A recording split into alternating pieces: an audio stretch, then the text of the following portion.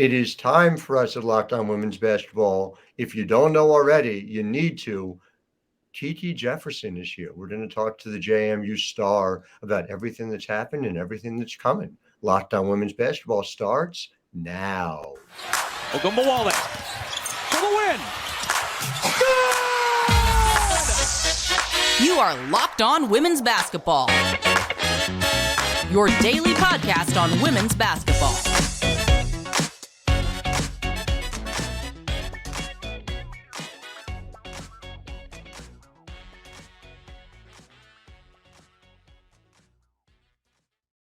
Well, hi, everyone, and welcome to Locked On Women's Basketball. I'm your host, Howard Megdal. I thank you for making us your first listen every day. We cover women's basketball 6 days a week here, of course, Monday through Friday, talking all things women's basketball. Saturday, WNBA draft show. Make sure you're tuning in because it is getting to be crunch time when it comes to NCAA, when it comes to the WNBA draft, and you might have heard there's some free agency going on. We'll continue to break that news here and over at thenexthoops.com, where we have over 100 reported pieces about women's basketball every single month.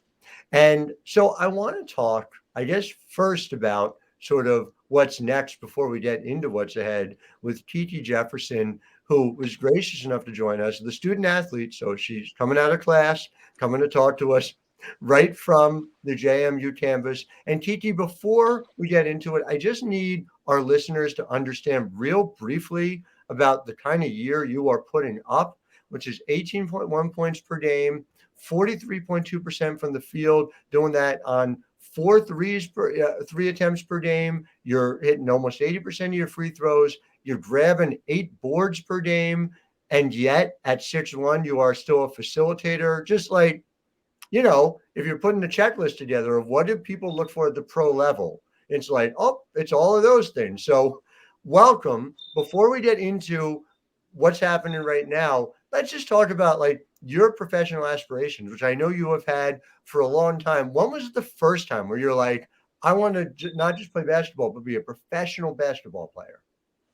Well, I think as a kid, that's everybody's dream. My parents instilled in me that like whatever you put your mind to, it could happen. And I would say not. I would say recently, it's not only because it's crunch time, but it's more visible that like I could play in the WNBA come next year or in the future. So it's just what I believe. You say it's what you believe. It's hard though. It's hard to instill that belief in you. And I wonder, I've read that your father, Marcus, was somebody who was really a critical part of your basketball development. Is he in your ear saying, if you do this, this is possible? I mean, is that sort of where that comes from, or is that more internal, you think? He's more of like a coach and understands like his father role and he's a dad, I would say, if that makes sense. It's more of like not what I have to do, but what I could do to make it to the league. He knows what I'm capable of doing. So if I'm not playing good or how he can prepare me for the next game, it's like, hey, like, let's work on this, whether we're training or practicing. But it's never forced, like, get 13 rebounds and I promise you'll go round one. It's nothing like that. It's more out of love. No, that makes sense. As a father of a basketball player myself, I try to approach it that way too, for sure. Yes. And so I read about your father having a memory of you playing at age 3 against bigger, older players, boys too. What's your like earliest memory of like, I remember playing ball? I have videos of 3, but maybe like 6 or 7 playing with like 10-year-olds. And definitely at the park because my dad would go there. We would shoot, and then a couple like boys would come, and I'm like, all right, let's play. And they're like, oh, girl's gonna play. But now there's like, oh yeah, let's throw Kiki in there. So yeah, I would say like 8 or 9. And you're doing that in Lancaster, Pennsylvania. We're gonna obviously talk about what Lancaster has meant to you. But clearly this entirely has shaped you as you are getting older, as you're getting bigger, as you're getting involved in the AAU scene. And I know, Kiana, your mom is somebody who's very close to you and is a big part of your development there as well. What role is she playing? Take me through that, what that experience was like. My parents always been my motivation, but she's like my reason. I think in anybody's basketball career, just in life, you hit bump roads, and it's like, is this worth it, or I'm not getting anything out of it? Should I keep going? And when I look at my mom, it's like, all right, she fought this hard. Let me just keep going. This is my reason. This is my motivation to keep doing what I'm doing. So if I had to name my favorite thing about my mom, it would be that she's my reason. She's why I do what I do. And I know she's been dealing with, I know it was a cancer diagnosis, I believe it was your senior year of high school, right? Was the first time? Yes, And yes, so, we were talking a little bit before we came on that she's had a diagnosis of bone cancer yes. here. Can you take us through, if you could, just sort of how she's doing? Let our listeners know, where her journey is right now. Okay, so I don't know the name of the actual cancer that she had when his senior year, but it was on her sternum. So she got Hmm. her sternum removed and a couple of ribs. But right now, she went through chemo. The chemo process wasn't good, so we had to stop it. And then she was doing really good in remission, and then she was having sharp pains in her left collarbone. So then we ended up getting a CAT scan, and then it came back that she had cancer there. So she did radiation, and as far as the radiation right now, it went well. She should have a checkup coming up soon, but right now they diagnosed her with bone cancer. Well, I know we're all obviously rooting for her and Thank you. wishing her all the best, of course. And then I know you've still had the chance to have her be there at games with you. Yes. And you say she's your why. Do you have a routine pregame? Do you have a moment that you kind of take to think about her or see her, or just, sort of how do you sort of incorporate that into your pregame routine? I pray a lot. We have a 30-second prayer, so I pray about her and then about the game. And then during the national anthem, you'll see me bow my head and I'm just praying, just thanking God and asking for the confidence to have my mom just keep fighting. We don't know what the future holds, but I know with God, anything is possible. Well, she'll be in my prayers too, Kiki. Thank you. So I appreciate it. So let's talk about your pro game options. You're part of a generation that has a choice that those who came before you didn't have, right? In terms of Yes. that extra COVID year. Have you made a decision? Or what's going into that thinking? And because obviously you are building this incredible legacy at JMU at the same time. Um, I, I, I put thought into it, but I haven't made a decision, I would say. Yeah. Honestly, I really just want a Sun Belt championship with to help my team get one and then make it to the tournament. And then if what I'm doing right now gets me to a good spot in the draft, then so be it. It's hard not to think about that future as well. Yes, yes, But but I don't want to put too much. I wouldn't say pressure, but I don't want to overlook the good things that I have right now because I'm with a good group.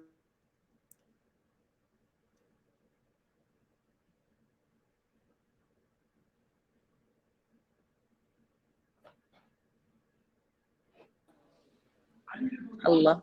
yeah, no, we I lost you very briefly, but I got Okay. you back now. So Okay.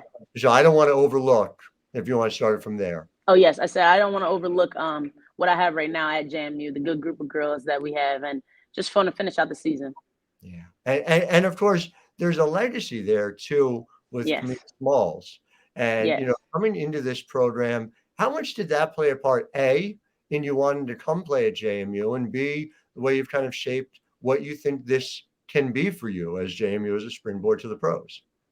So Kamaya always been like a big sister to me. Mine We is. both played. Thank you. Yes, we both played in on the Philadelphia Bells, which is like an Sure. AAU team in Philly. So she's always been like somebody I know like I could turn to basketball wise on and off the court. As far as coming to JMU, I wasn't one of those type of players or people to look like, hey, this is what JMU has. I just knew I wanted to go to a school with the right fit, and then it was like, hey, I'm here for a reason. I'm gonna come here and work hard, and I know Coach O, like whatever work you put in, you'll get out or you'll get the outcome that you want. So I just came here really with an open mind and just like, hey, whatever happens, happens. Well, what has happened has been incredible. And in segment two, Yes, in a moment after our commercial break, I'm going to get very nerdy, if you'll permit me, and talk that's about fine. some of your nerdiest stats, which I really Got you. enjoy.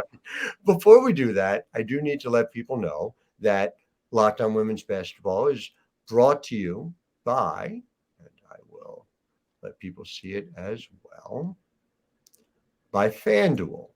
And FanDuel is the only app you need at your Super Bowl party, America's number one sports book, FanDuel. We're really excited about our new sports betting partner for Locked On because they're the number one sports book in America. And if you're new to FanDuel, that's even better. They have so many great features making betting on sports fun and easy. Download FanDuel now so you can bet Super Bowl 57 with a no sweat first bet. You get up to $3,000 back in bonus bets if your first bet doesn't win. FanDuel lets you bet on everything from the money line to point spreads to who will score a touchdown. And what's critical for me is that FanDuel has been a partner in women's sports too. And making sure that we have equality in this space requires not just the coverage that we fight for every day, but equality in all areas of it. It's where revenue comes, it's what helps drive these things long term. The FanDuel Sportsbook app is safe, secure, and super easy to use. You can get paid instantly. So join FanDuel today at fanduel.com/locked on to claim your no sweat first bet on Super Bowl 57. That's fanduel.com/locked on. Make every moment more with FanDuel, official sports book partner of the NFL. So, in terms of what is your legacy here this year, right? I just want to start with this, and we talked about it a little bit before we came on here. Your assist percentage is 26.9%. It's elite. It's point guard level. It's pure point guard level. Okay. You're doing it at 6'1", and you're doing it while having a turnover percentage of 11.5%, which is in the upper fifth percentile in the entire country. So where does that court vision come from? How far does it date back? Like when did you remember being able to see the plays on the court before they happen and being the one to help produce them? This may be corny or like funny, but my dad, the goggles where it's like it has like a little cup and you can't look down while you dribble. My Yeah. dad has always, like, when we're outside dribbling on the street, I would always have those on. I'm like, Dad, I don't need these. I don't need these. Or like he'll always yell at me to keep my head up. But Mhm. I've learned that a ball is faster than any player. So I know I can get the rebound and go, but why not give it to my open teammate up there?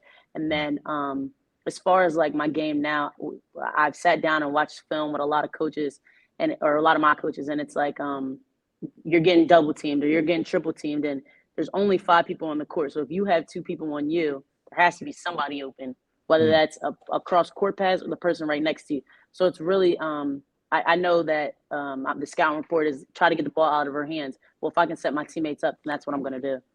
Do you enjoy playing that primary playmaking role? And is that something where, you think about not just your value to the team, but also just the joy you get out of basketball, whether that's a place where you are excited, comfortable, enjoy it?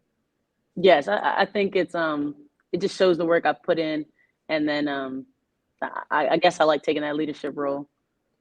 It's obviously working for this team, but to do it at 6'1", I just wonder, were you a late growth development physically, or what is it that allowed you to develop what are clearly pro skills and doing it so early?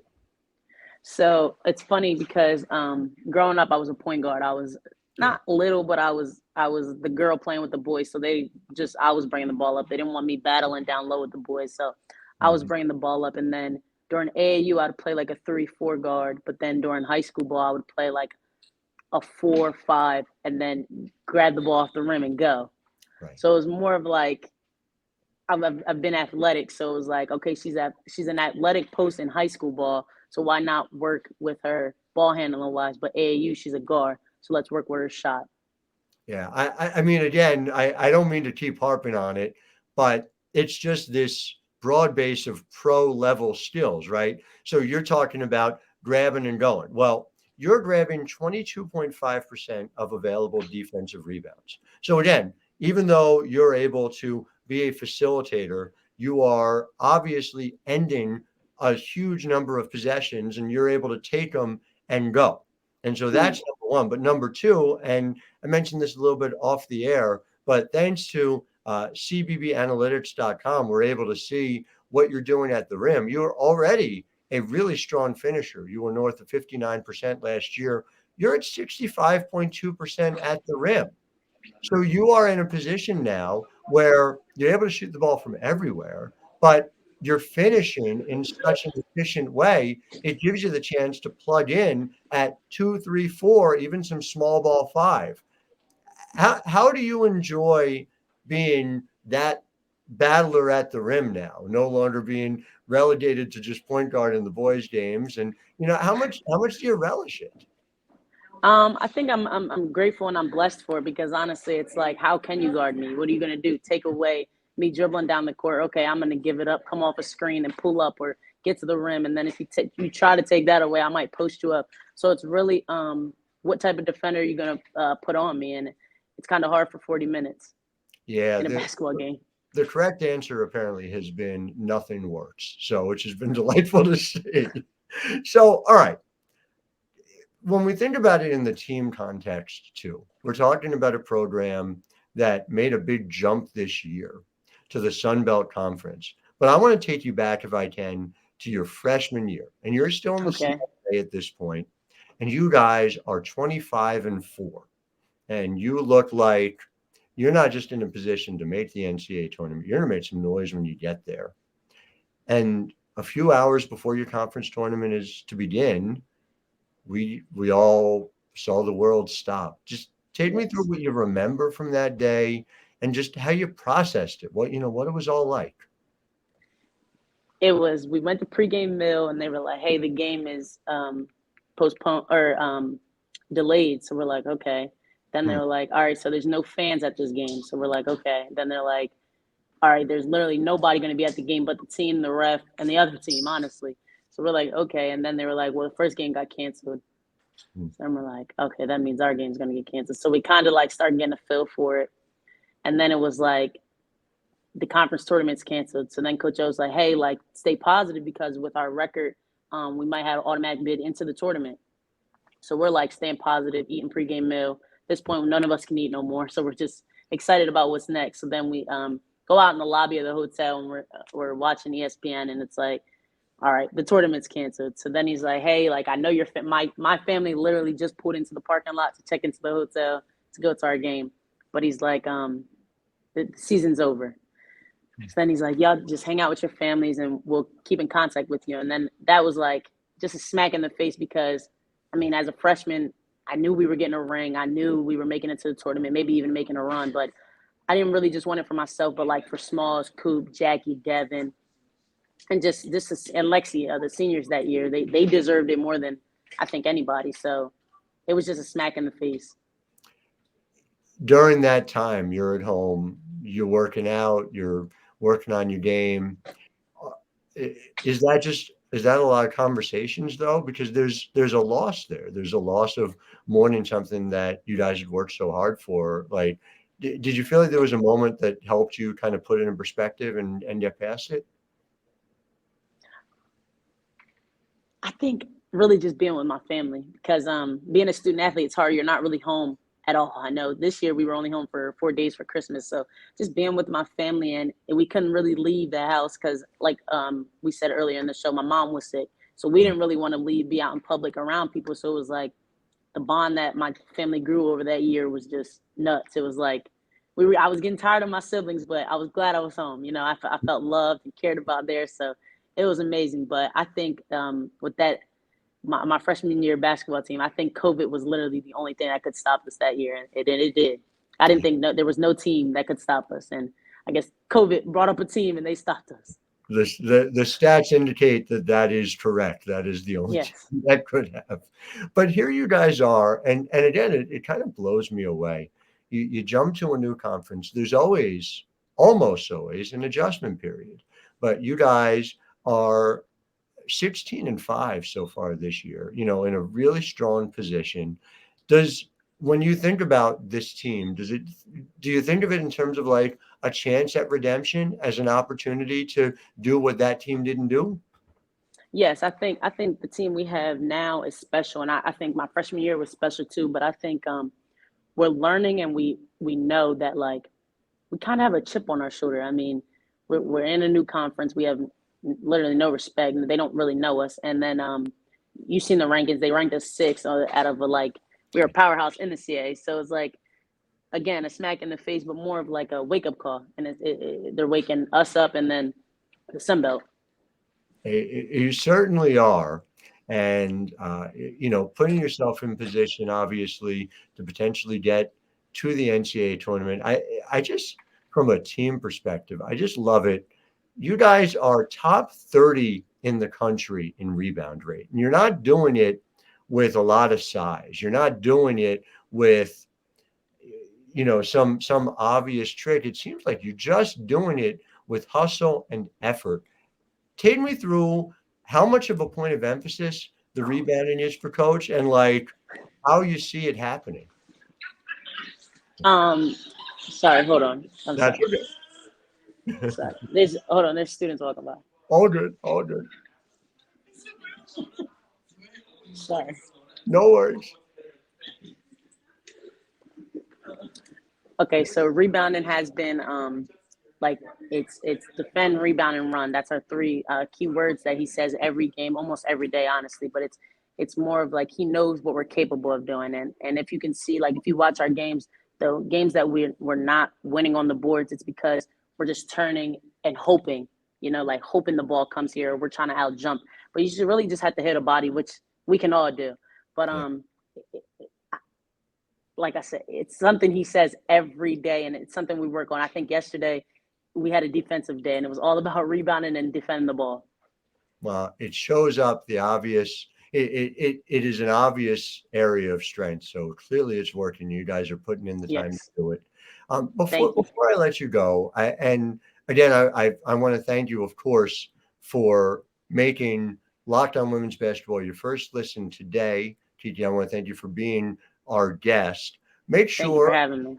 all of you make your second listen, game to game NBA, every moment, every top performance, every result. Locked on game to game NBA covers every game from across the league with local analysis that only Locked On can deliver. Follow game to game on Locked On NBA, available on the Odyssey app, YouTube, wherever you get podcasts.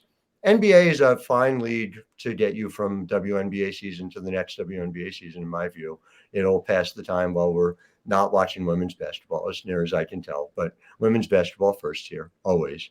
And so to that end, you had a chance to go home this year. You had a chance, coach scheduled a game against Millersville, and you're going back to Lancaster, and you're getting a chance to do that. Take me through what that felt like. Who was in the stands and maybe you didn't expect to see? Obviously, family being there. Just what was that night like? What was that moment like for you? It felt like this.